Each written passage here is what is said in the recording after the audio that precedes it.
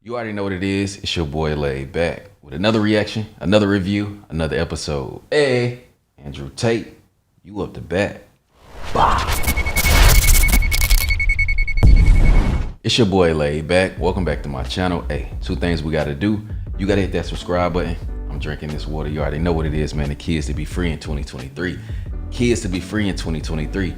Make sure you hit the like button. Make sure you hit the notification bell. Stay up to date with all the videos. We back with another Andrew Tate video. Y'all definitely was telling me to check into the motivational bag of Andrew Tate. So we here. We got Don't Quit. Let's go ahead and see what he's talking about, man. Fire Squad. What's popping? Let's get it.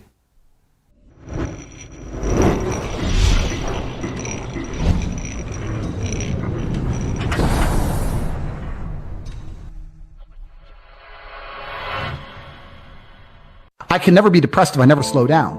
Okay. Speed is extremely important. Speed defies gravity. How does a plane fly through the air and defy gravity? Speed. It's moving too fast to fall. If you're always attacking life, if you're always doing things, if you're always making more money, if you're always traveling the world, doing this, doing that, new car, here, there, new podcast, meeting James English, boom, boom, boom. You know, if you're always doing things all the time, unhappiness can't catch you. But I also know that speed is a fantastic way to be happy all the time. I'm always looking forward to something. That's real. I wake up every day excited. I'll go do this today. I'll go do this today. That's real. I'll go do this today. And I very much live my life in a frame of, no, I have to do this. It's very much a, I get to do this. That's major.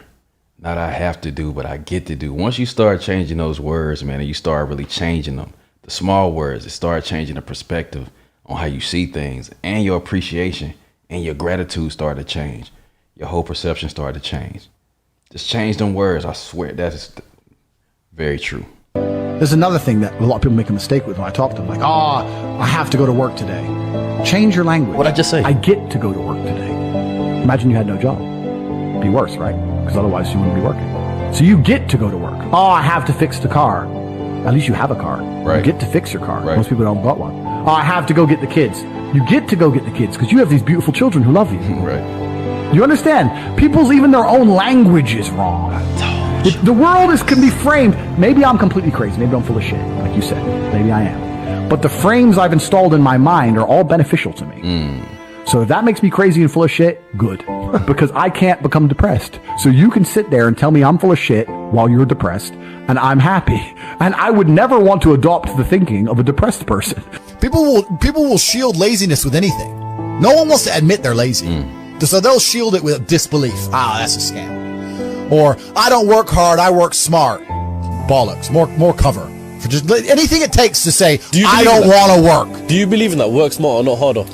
I believe in both.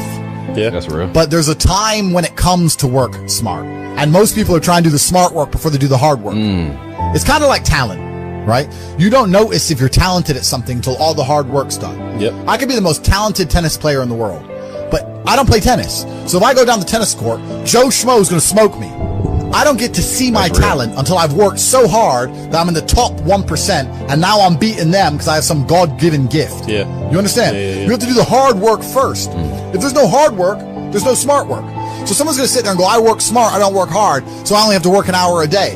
If working smart gets you a lot done in an hour a day, then you should work smart for 12 hours a day and get 12 times the work done. I am absolutely and utterly a believer in hard work. I'm a proponent of hard work. I have all this money and all I do is work. My entire life is work. This podcast is work. I'm getting in the car and going to another meeting, work. I want to go to the gym so I'm in good shape, work. It's all work. My entire life is work. And people don't want to look at life that way. They want to talk about work-life balance. Also, yeah, work-life balance. What are you talking about? I believe in you got to rest too. I believe you got to work hard and go extremely hard, but I believe too you got to allow yourself time to rest and rejuvenate. Like, you keep working and working and working, you're going to work yourself into the ground. Like, what are you working for? Once you accomplish all these things, to just keep working harder, to keep working, that's not what I want out of life. Work hard, then after that, during that, rest. You know what I'm saying? Work and rest. Both of those things, it should be a balance in life. I feel it shouldn't just be no overkill and just working. I just don't. That's just not me. Balance and being lazy and all this crap. I don't believe in any of that. I believe in, if you want to win, you have to outcompete the man who's prepared to do nothing but work. It's player versus player. If you're going to sit there and go, I don't want to work more than an hour a day, well, the guy who does want to work more than an hour a day is going to beat you. And no matter how smart you are, there's always a smart dude who's doing the same smart work you are for more hours than you're doing it. That's just the nature of the game. The way that humans work and the way that we've evolved as a species is that we don't really learn lessons unless they're learned the hard way. Yeah. I believe that unless a lesson is taught the hard way, you're not going to learn it. That's not You true. can have so many near misses and people won't learn their lesson. Bro, you must know a guy who goes out there, nearly crashes his car, nearly crashes his car, nearly crashes his car, doesn't slow his ass down until he wrecks it. Yeah. Like, this is just how people are, right? So you need that pain for the lesson to sting enough to really genuinely go inside of your mind. And it's the same with everything. It's the same with driving a car or business. Truthfully, if you want to learn a lesson about business, you're going to have to suffer at some point, right? So we always say that most people are not successful with their first companies, X, Y, Z, blah, blah, blah. I get that. The truth is, there's a lot of people who make a lot of money with their first company, but they just spunk it, act an idiot, and it all blows up in their face. And that's how you get the discipline on your fourth company, that when you have $3 million in the bank, you just leave it there. You know, and don't be done with it. So you need to go through some pain. You need to experience some negative things. You need to have to a degree some trauma to really even learn any lessons. So yeah, business studies, you're right. The book, that's not going to teach you anything about business. You need to get out there on the streets. You need to make mistakes. You need to suffer. You need to have the tax man knocking at your door. You got to deal with all that stuff so that you make sure it doesn't happen again. I really think that humans are stupid enough to only learn the hard way. And life really doesn't have to be that complicated. When you see somebody that has something you want, you just got to try and work out how they got it. Yeah. And that's the missing part. Most people see people with things they want and they don't do the second half. They don't try and work out how they got that thing. Oh, my man has a Ferrari. Okay. I wish I had a Ferrari. Okay. They don't sit there and go for an hour. How did he get a Ferrari? It doesn't cross that part is the part they don't want to do, right? They just go, oh, he has a Ferrari, wish I had a Ferrari, and they go back to TV. And that's why they lose. It's player versus player out here, man. It's on the street. It's not easy. For every dollar you make, for every pound you take, you took it from someone else. You don't make money, you take money. People don't understand the way that money works. You're not the Federal Reserve. You can't create money from thin air. Every single pound in your bank is money you took from someone else. And when I say take, I don't mean it in a negative way. You might have convinced them to give it to you. You might have a coffee shop. I'll give you a nice coffee. You'll give me some money. Cool. But you still took his money, right? So if you're out here trying to take stuff from other people, don't you want to have a team? You want to do it by yourself? You want to be Rambo? Because if you get two of you doing it. You get two of you. That's right. So the whole idea of this lone soldier, this Rambo, I'll do it all by myself. That's real. That's all dead, bro. You need to have a team. It's player versus player. And for the same reason, if you were out here on the street and you wanted to defend yourself, you want your boys around you. It's the same thing with trying to get rich. And you're laughing with your boys. Yeah. The brokey days are great. And I'm not complaining about being rich. Obviously, I worked hard for this, and it's a fantastic life I live now. But I think without those brokey days, without those original days to compare it to, without that juxtaposition, then I don't think being rich would be fun at all. I think it's only fun because you can compare it to the days when you weren't rich. That's real. It's the only thing that makes it fun. The only thing that makes a $10,000 steak fun is that you can laugh saying how you never had 10 grand in your bank till you were 27 years old. Yeah. Like otherwise it's boring. Otherwise okay, steak. And I think if you're born with too much money, that you'll never truly be happy. I think you need the brokey days. They're the best days. They're the best days. All right, that was Andrew Tate. Don't quit. I don't agree with that last part saying like if you was born with too much money, I don't think you'll ever be happy because you need those brokey days.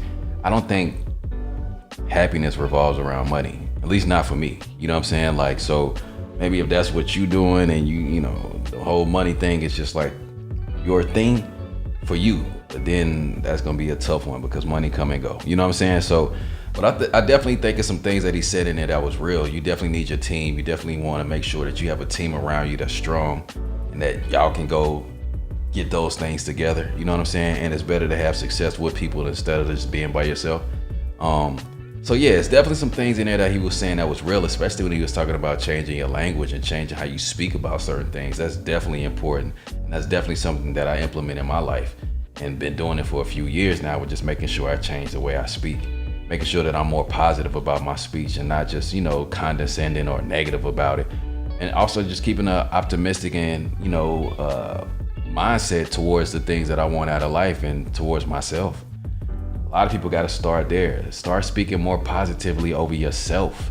You know, start having more optimistic thoughts about how you can achieve things and how you can be successful and how you can reach the goals that you want to reach out of your life. Start thinking more positively and start speaking those things over yourself. It starts with your language. But you already know what you gotta do, man. Let me know in the comments below. Do y'all want me to check out more? Hit that subscribe button. Till next time, self-love and positivity. Fire Squad, I got you when you know it. Hey.